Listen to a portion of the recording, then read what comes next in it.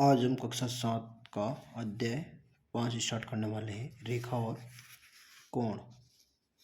हमने इससे पहले अध्याय में रेखा, खंड,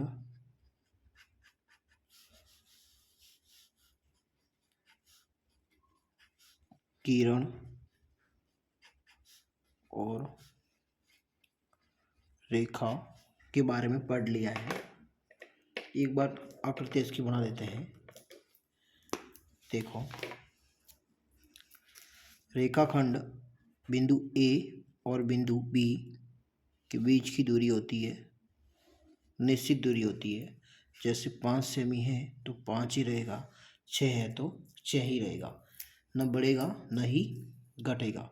इसी प्रकार यदि किरण की बात करें तो किरण एक बिंदु से, जैसे बिंदु ए से एक ही दिशा में अनंत की ओर जाती है। इसी प्रकार यदि हम रेखा की बात करें तो रेखा दोनों तरफ अनंत की ओर जाती है, ये रेखा होती है। तो इसके आगे नया टॉपिक हम लेते हैं, कोण। क्या पढ़ते हैं बच्चों हम? कोण मतलब इंग्लिश में कहते हैं एंगल। कोण बहुत से प्रकार के होते हैं। कोण रेखाओं से भी बनते हैं और रेखा खंडों से भी बनते हैं, दोनों से बनते हैं। रेखा से भी बनते हैं और रेखा खंडों से भी बनते हैं कोण। तो हम नया टॉपिक स्टार्ट करते हैं, कोणों के प्रकार।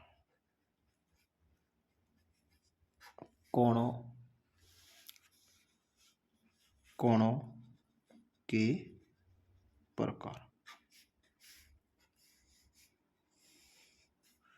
कौन सा टॉपिक है? कोणों के प्रकार। इसमें हम पहला कोण लेते हैं,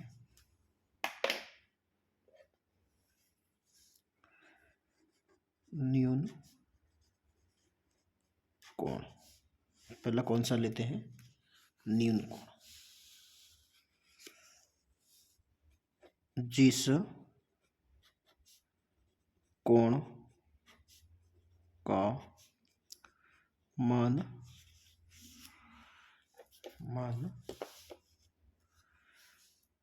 90 डिग्री से कम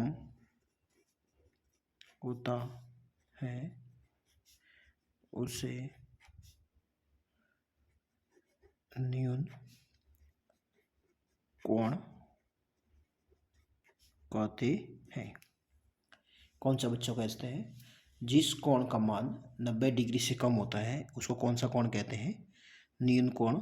यदि हम उदाहरण मान लेते हैं, 90 से कम कोण कौन कौन से हो सकते हैं? 70 डिग्री हो सकता है, 80 हो सकता है, 50 हो सकता है, 40 डिग्री हो सकता है, ये सभी कोण। इसी प्रकार कोणों के प्रकार में दूसरा देखो आप, दूसरा हम मान लेते हैं, दूसरा कोण है समकोण। दूसरा प्रकार कौन सा है कोणों के प्रकार में? समकोण। समकोण में आप देखो, जिस कोण का मान 90 डिग्री होता है उसे समकोण कहते हैं। क्या कहते हैं इसको? समकोण कहते हैं। तो जब भी आपको समकोण की बात करें तो समकोण में हमेशा आपको 90 डिग्री याद रखना है। कितना बच्चों याद रखना है? 90 डिग्री। इसी प्रकार तीसरा देखो आप, तीसरा प्रकार कौन सा हो जाएगा?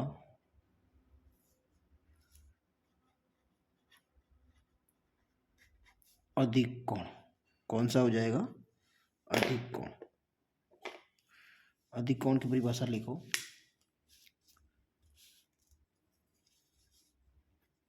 जिस कोण का मान 90 से बड़ा और 180 डिग्री से कम होता है उसे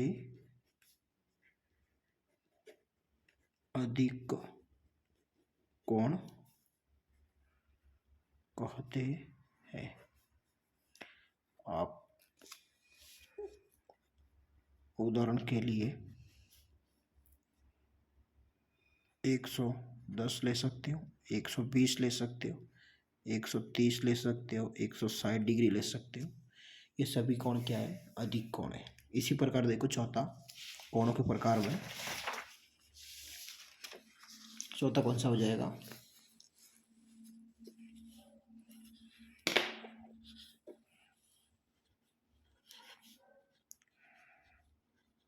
सरल कोण, या इसको कहते हैं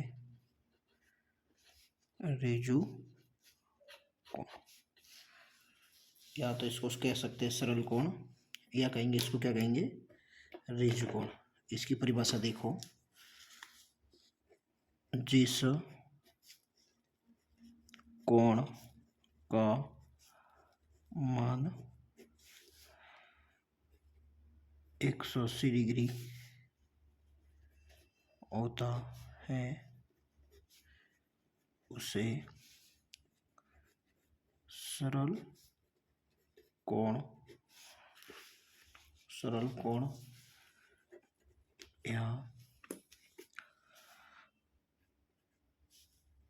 या रेजु कोण कहते हैं। अतः अर्थात सरल कोण बराबर 180। इसी प्रकार देखो पांचवा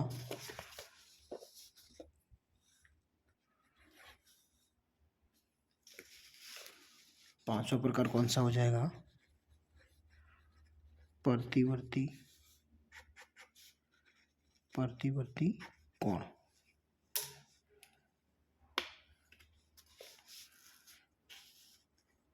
जिस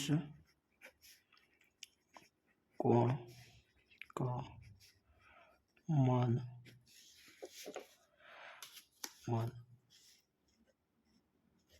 180 डिग्री से अधिक और 360 डिग्री से कम होता है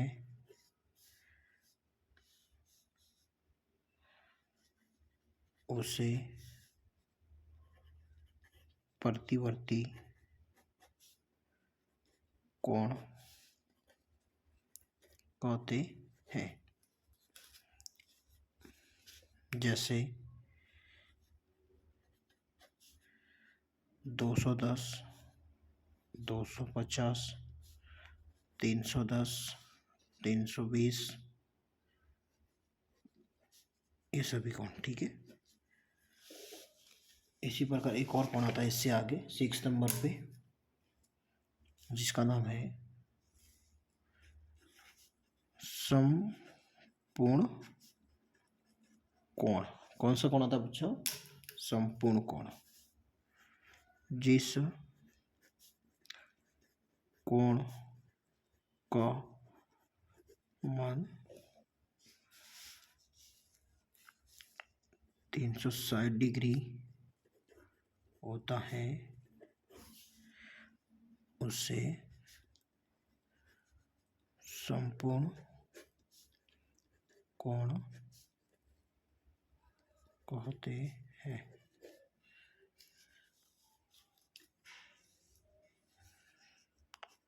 संपूर्ण कोण का मान कितना होता है? 360 डिग्री। ये अभी तक हमने कोणों के प्रकार कितने पढ़े? 6 प्रकार के पढ़े। देखो पहला कौन सा पढ़ा? सबसे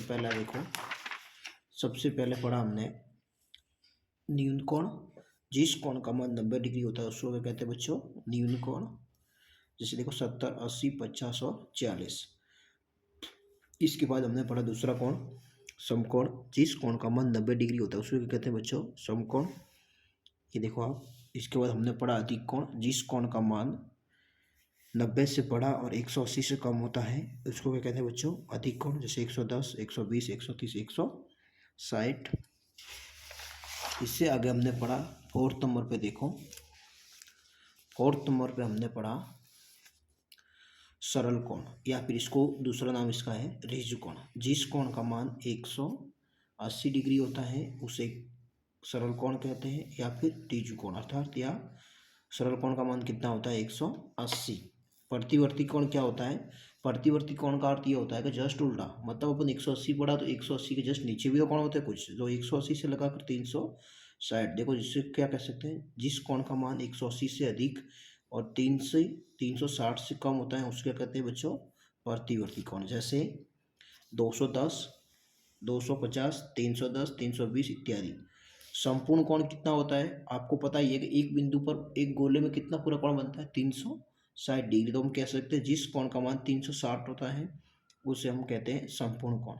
इसका मान कितना होता है, 360। इसको हम एक डायग्राम की सहायता से भी समझने की कोशिश करते हैं। देखो डायग्राम बनाते हैं कोणों के प्रकार का। कोणों के प्रकार। देखो सबसे पहले एक रेखा खींचते हैं, बीच में एक बिंदु, इसके जस्ट लंबवत एक बिंदु और देते हैं, और इसके जस्ट नीचे की ओर एक बिंदु और दे देते हैं। तो आपको पता ही है ये मूल बिंदु होता है बीच का, और यहाँ से शुरुआत करते हैं। यहाँ पे कितना होता है, 0 डिग्री। इसके जस्ट ऊपर कितना होता है, 90 डिग्री। और यहाँ पे कितना होता है, 180 डिग्री। यहाँ होता है 270 डिग्री। और इसके जस्ट यहाँ पे वापस आए तो अपन यहाँ पे कितना होगा, 360 डिग्री। तो हम जानते हैं कि जिसका मान 0 से लगाकर 90 के बीच होता है उसको क्या कहते हैं हम, न्यून कोण कहते हैं। ये हमने पढ़ रखा है। इसी प्रकार जिसका मान 90 डिग्री होता है इसको क्या कहते हैं, समकोण कहते हैं। ये हमने पढ़ रखा है। इसी प्रकार 90 से लेकर और 180 तक, 90 से बड़ा और 180 से कम कौन सा कोण होता है, अधिक कोण। और जिस कोण का मान 180 होता है इसको क्या कहते हैं, सरल कोण, या इसका दूसरा नाम है ऋजु कोण। ये हमने पढ़ लिया है। तो यहाँ से लेके वापस यहाँ तक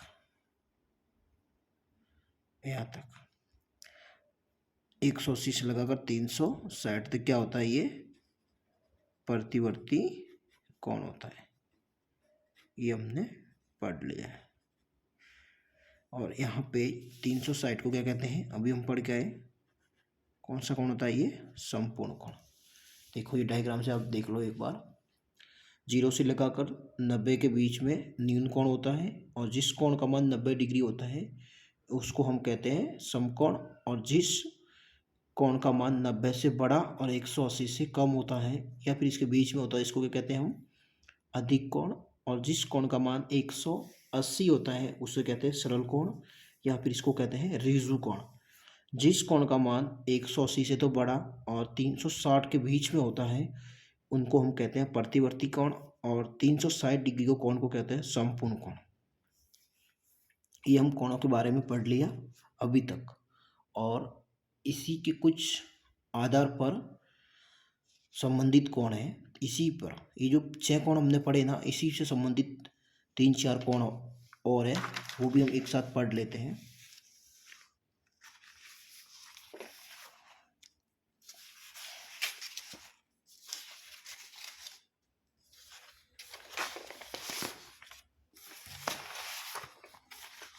देखो पहला कौन सा इसमें,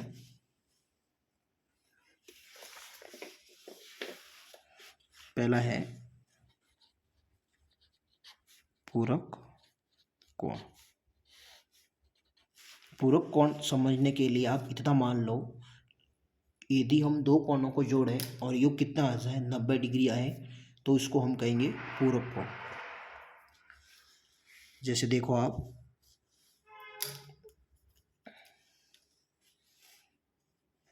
यदि दो कोणों का योग यदि 90 डिग्री होता है तो उसे पूरक कोण कहते हैं। ये आपको बात ध्यान रखनी है। यदि हम दो कोणों को जोड़ें और इनका योग 90 आ जाता है तो उसको हम कहेंगे पूरक कोण। जैसे देख लो, उदाहरण देखो आप। जैसे मान लेते हैं कोण एक कितना है 90 डिग्री, कितना है 90 है। यहाँ पे इसको आप 30 मान लो। पहले कितना मान लो, कोण एक को मान लो 30 और कोण दो को मान लो आप 60 डिग्री। तो इसकी आप आकृति बनाओ। कोण ये मान लो एक 60 डिग्री हो जाएगा और दूसरा हो जाएगा कोण 30 डिग्री। आप इन दोनों को जोड़ोगे तो योग कितना आएगा 90 आएगा, क्योंकि 60 डिग्री प्लस 30 बराबर योग कितना होता है 90। ये क्या होता है पूरक कोण होता है।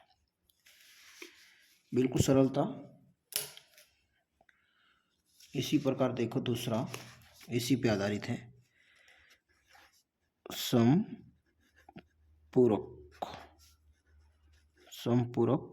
कोण।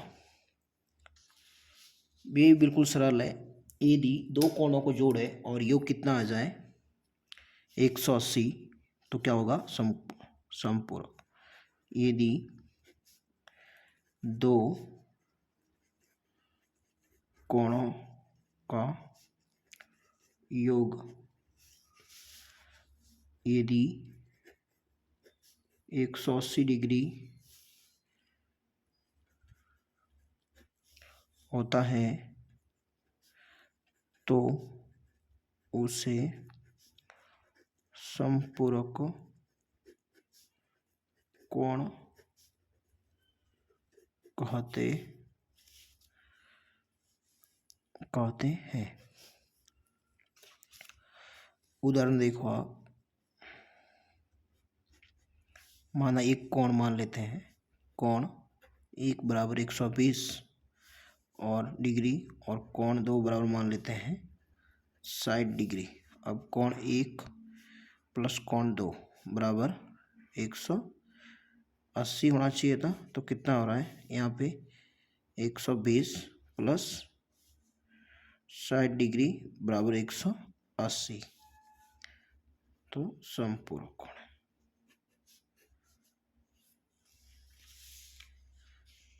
इसी प्रकार देखो, हमने अभी तक पढ़े दो कोण। पहला कोण कौन सा था पूरक कोण। यदि पहला कोण देखो, ये यदि दो कोणों का योग कितना आएगा 90 डिग्री तो उसको कहेंगे पूरक कोण। जैसे मान लो एक कोण 30 मान लिया, दूसरा कितना मान लिया 60 डिग्री, तो योग कितना आ रहा है 90 डिग्री, तो इसको क्या कहेंगे पूरक कोण। इसी प्रकार समपूरक, यदि दो कोणों का योग 180 होता है तो उसे क्या कहते हैं समपूरक। जैसे उदाहरण देखो आप, एक कोण मान लिया 120, दूसरा मान लिया 60 डिग्री, तो कोण एक प्लस कोण दो योग कितना आना सीधा 180, तो 120 प्लस 160 बराबर कितना आ रहा है 180 आ रहा है, तो इसको कहेंगे हम समपूरक कोण है। ये दोनों क्या है, ये कोण दोनों समपूरक है। इसी प्रकार देखो कोण आगे वाला कोण 3, जिसको हम कहेंगे वो कोण कौन सा है आसन कोण। कौन सा कोण है आसन कोण। इसे लिखो आसन कोण में तीसरा है आसन कोण। कौन सा है? आसन कोण। देखो यदि दो कोण आसन है, पहले सबसे पहले हम दो कोण मान लेते हैं। यहाँ पे देखो दो कोणों की आकृति बनाते हैं। यहाँ पे एक कोण बनाते हैं ये वाला, एक कोण ए मान लेते हैं और इसी पर आधारित है दूसरा कोण,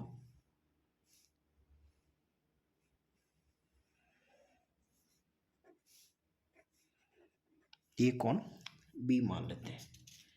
दो कोण मान लिए, कोण ए और कोण बी। यदि ये दो कोण आसन है तो निम्न तीन कथन संभव होने चाहिए थे। देखो जैसे पहला कथन कौन सा है? कोण ए और कोण बी में एक बिंदु, मतलब या फिर कह सकते हैं एक शीर्ष ओबेनिष्ठ होगा। तो इसमें हम क्या लिख सकते हैं? उनका एक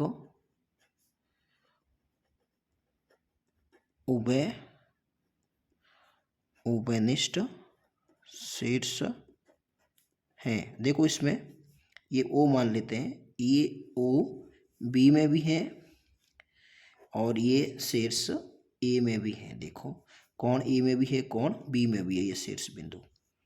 इसी प्रकार दूसरा, उनमें कोण ए और कोण बी में एक उभयनिष्ठ भुजा है। अब देखो इसमें कोण बी में देखो आप ये वाली भुजा और कोण ए में भी ये वाली भुजा दोनों में बराबर है ना, इसमें भी आ रही है और इसमें भी आ रही है। तो ये भी नियम, ये भी कथन सत्य हो गया। कथन एक और कथन दो दोनों सत्य हो गए। इसी प्रकार कोण दो, तीसरा कथन देखो, जो भुजाएं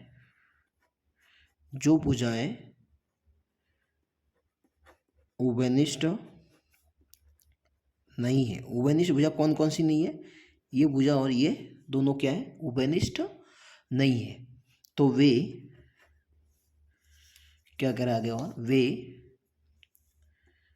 भुजाएं वे उभयनिष्ठ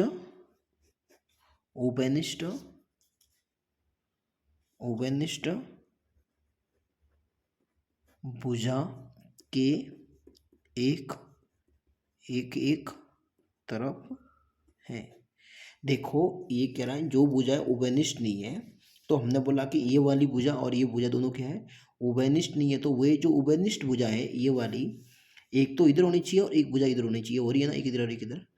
तो कथन एक, कथन दो और कथन तीन तीनों सत्य है। इसलिए यहाँ पर कोण ए वह कोण बी दोनों आसन कोण है। इसी प्रकार आसन हो गया। देखो इसी प्रकार इसी का फोर्थ सवाल देखो। फोर्थ वाला कौन सा है?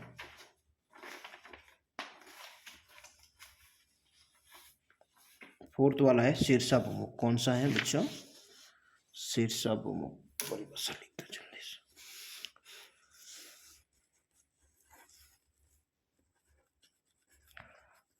शीर्षाभिमुख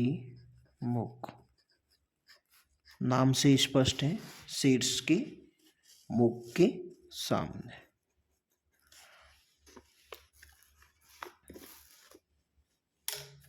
परिभाषा लिखो, यदि दो रेखाएं एक दूसरे को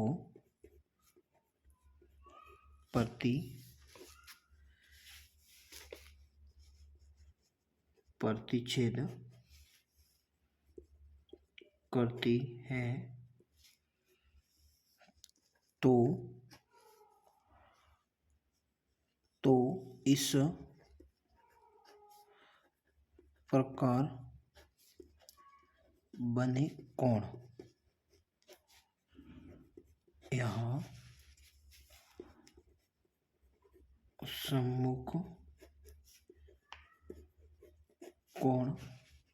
सम्मुख कोण बराबर होते हैं, उसे ही शीर्षाभिमुख कोण कहते हैं। माना रेखाएं ए और बी बी है, ये ए मान लेते हैं और ये बी मान लेते हैं। तो यहाँ पर कोण 1, कोण 2, कोण 3 और कोण 4। तो यहाँ पर कोण 1 किसके बराबर होगा? कोण 2 के। और कोण 3 किसके बराबर होगा? कोण 4 के। ये बातें आपको ध्यान रखनी है। ये शीर्षाभिमुख कोण, मतलब शीर्षाभिमुख कोण क्या होता है? शीर्ष अभिमुख नाम से स्पष्ट है, शीर्ष के मुख के सामने ये शीर्ष होता है, इसके मुख इधर वाला और इधर वाला सम्मुख कोण बराबर होते हैं, इधर वाला कोण बराबर होता है। जैसे देखो, ये शर्त ये है कि दोनों रेखाएं क्या होनी चाहिए? तिर्यक होनी चाहिए। ये वाली रेखा और ये वाली क्या होनी चाहिए? तिर्यक। ये वाली ए और बी क्या तिर्यक है? तो ये वाला कोण जैसे मान लो 50 डिग्री है, ये वाला 50, ये भी कितना हो जाएगा? 50। और ये 100 है तो ये भी कितना हो जाएगा? 100। ये आपको बात ध्यान रखनी है हमेशा।